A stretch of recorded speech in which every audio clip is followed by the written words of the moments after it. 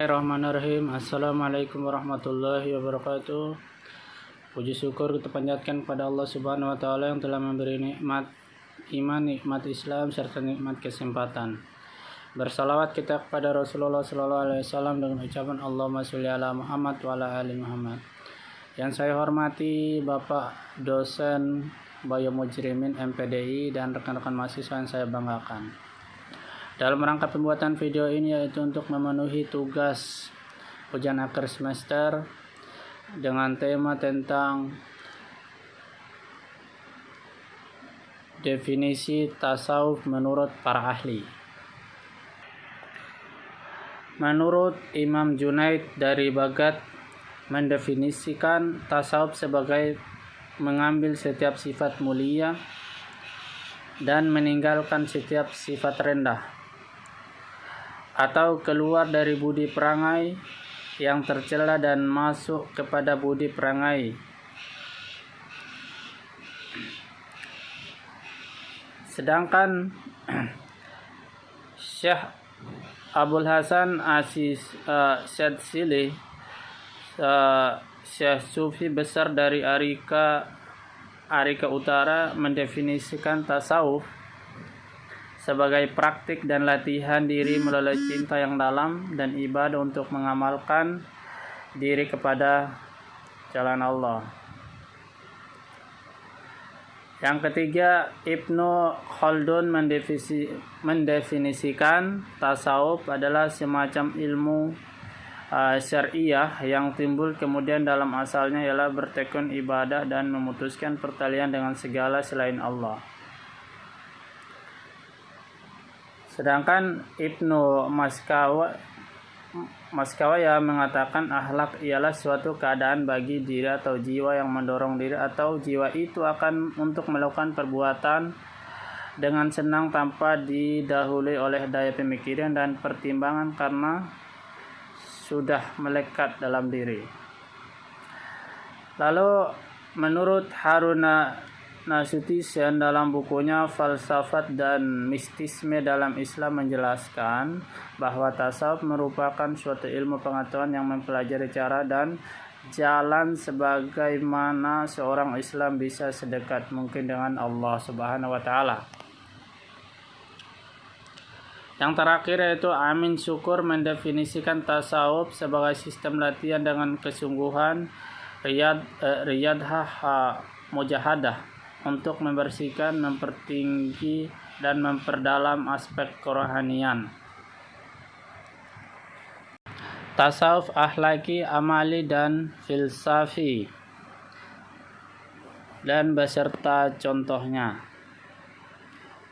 Tasawuf akhlaki yang sangat menekankan nilai-nilai etis atau moral atau tasawuf yang berkonsentrasi pada kebaikan akhlak. Ajaran tasawuf akhlaki membahas tentang kesempurnaan dan kesucian jiwa yang diformulasikan pada pengaturan sikap mental dan perdisiplinan tingkah laku dan ketat dan pendisiplinan tingkah laku yang ketat guna mencapai kebahagiaan. Selanjutnya itu tasawuf akhlaki. Tasawuf akhlaki adalah tasawuf yang ajaran membahas tentang kesempurnaan dan kesucian jiwa yang diformulasikan pada pengaturan sikap mental dan tingkah laku yang ketat guna mencapai kebahagiaan yang optimal. Dengan metode-metode tertentu yang tentu dirumuskan, tasawuf bentuk ini berkonsentrasi pada upaya-upaya menghindarkan diri dari akhlak yang tercela atau mazmumah sekaligus mewujudkan akhlak yang terpuja itulah mahmudah. Di dalam diri para sufi, dalam diri manusia ada potensi untuk menjadi baik dan potensi untuk menjadi buruk. Potensi untuk menjadi baik adalah al-aql dan al-qalbi. Sementara potensi untuk menjadi buruk adalah nafsu yang dibentuk oleh syaitan sebagai digambarkan dalam Al-Quran. Quran surat Asy-Syams yang artinya ayat 7-8 artinya, dan jiwa serta penyempurnaannya ciptaannya, maka Allah mengilhamkan kepada jiwa itu jalan kefasikan dan ketakwaannya. Yang kedua yaitu tasawuf amali. Amali adalah tasawuf yang lebih mengutamakan kebiasaan beribadah. Tujuannya adalah untuk memperoleh spiritual dalam setiap melakukan ibadah. Keseluruhan rangkaian amalan lahiriah dan latihan oleh batiniah dalam usaha untuk mendekatkan diri kepada Allah Subhanahu wa ta'ala, yaitu dengan melakukan macam-macam amalan.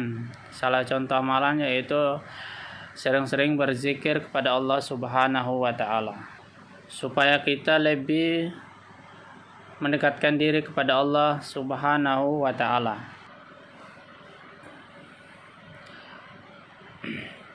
Tasawuf amali dibagi ke dalam 4 bidang sebagai berikut, yaitu yang pertama syariat. Syariat adalah hukum-hukum formal yang dijadikan sandaran amalan lahir yang ditetapkan dalam ajaran agama melalui Al-Quran dan Sunnah. Yang kedua yaitu thariqat. Kalangan sufi mengartikan thariqat sebagai seperangkat syariat moral yang menjadi pegangan pengikut tasawuf dan dijadikan metode pengerahan jiwa dan moral. Yang ketiga itu hakikat. Dalam dunia sufi, hakikat diartikan sebagai aspek batin yang paling dalam setiap amal atau inti dan rahasia dari syariat yang merupakan tujuan perjalanan menuju Allah Subhanahu wa ta'ala. Yang terakhir itu makrifat, berarti pengetahuan atau pengalaman. Dalam istilah tasawuf diartikan sebagai pengenalan langsung tentang Tuhan yang diperoleh melalui hati nurani. Melalui hati sebagai hikmah langsung dari ilmu hakikat. Sedangkan tasawuf falsafi yaitu tasawuf yang menekankan pada masalah pemikiran mendalam atau metafisik dalam upaya mengungkapkan pengalaman rohaninya. Pada para sufi falsafi sering menggunakan ungkapan-ungkapan yang samar-samar yang dikenal dengan syahahat, yaitu suatu ungkapan yang sulit dipahami yang sering mengakibatkan kesalahpahaman tokoh tasawuf, di antara lain Abu Yazid Al-Bustami, Al-Halad, Ibnu Arabi, dan Suhrawardi. Dalam tasawuf falsafi tentang bersatunya Tuhan dengan makhluknya, setidaknya terdapat beberapa term yang telah mansur berserta para tokohnya, yaitu hulul, wadah, al-wujud, insan kamil, wujud mutlak. Yang pertama yaitu hulul. Hulul merupakan konsep di dalam tasawuf falsafi yang meyakinkan terjadinya kesatuan antara khalik dengan makhluk. Paham hulul ini disusun oleh Al-Halad. Kata hulul berimplikasi kepada bahwa Tuhan akan menempati dan memilih tubuh manusia untuk ditempati.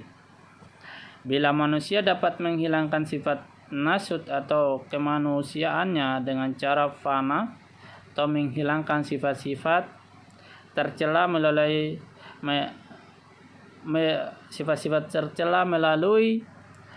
meniadakan alam duniawi menuju kesadaran ketuhanan. Sedangkan wahda al-wujud itu, istilah wahda al-wujud adalah paham yang mengatakan bahwa manusia dapat bersatu padu dengan Tuhan. Akan tetapi Tuhan di sini bukanlah, tapi yang dimaksud Tuhan bersatu padu di sini bukanlah zat yang Tuhan sesungguhnya, melainkan sifat-sifat Tuhan yang memancar pada manusia ketika manusia sudah melakukan proses fana atau menghilangkan sifat-sifat tercela melalui peniadakan alam duniawi menuju kesadaran Tuhannya. Lalu Ittihad ini adalah Abu Yazid Al-Bustami. Menurutnya manusia adalah pancaran nur ilahi. Oleh karena itu manusia hilang kesadarannya sebagai manusia, maka pada dasarnya ia telah menemukan asal mula yang sebenarnya, yaitu nur ilahi, atau dengan kata lain ia menyatu dengan Tuhan. Yang terakhir yaitu akhlak tasawuf sebagai solusi problematika dalam masyarakat modern. Ilmu akhlak bertujuan memberikan pedoman dan penerangan kepada manusia dalam mengetahui perbuatan yang baik dan berusaha melakukannya, dan perbuatan yang buruk bagaimana berusaha untuk menghindarinya. Akhlak tasawuf merupakan solusi dalam mengatasi krisis dan problematika masyarakat modern dewasa ini dengan pendekatan akhlak. Tasawuf membuka jalan pertama bagi masyarakat dalam melepaskan dahaga dan memperoleh kesegaran spiritual dalam mencari Tuhan. Kedua, agar masyarakat dapat melepaskan diri dari kebingungan dan kegelisahan yang mereka rasakan sebagai akibat dari kurangnya nilai-nilai spiritual yang mereka rasakan. Lalu yang ketiga, dengan akhlak tasawuf masyarakat mampu mereduksi sifat materialistik dan hedonistik dengan menerapkan konsep zuhud. Yang keempat yaitu masyarakat dapat terhindar dari frustasi dalam menghadapi problematika dan tekanan hidup akibat globalisasi yang terjadi pada masyarakat modern. Itulah beberapa yang bisa saya jelaskan mengenai tema akhlak tasawuf. Semoga dengan kita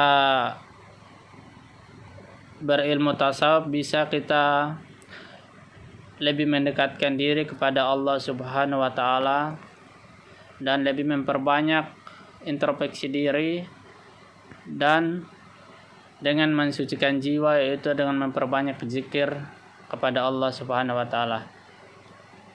Maka mari kita jadikan tasawuf sebagai salah satu cara untuk kita mengingat Allah, untuk kita menghindari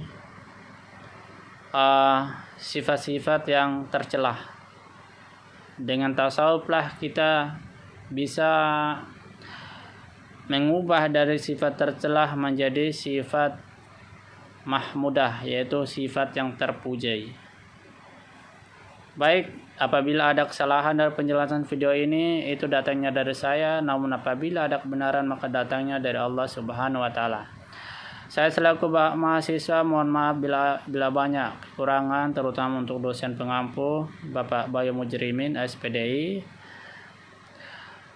Saya tutup dengan wabillahi taufiq wal hidayah. Wassalamualaikum warahmatullahi wabarakatuh.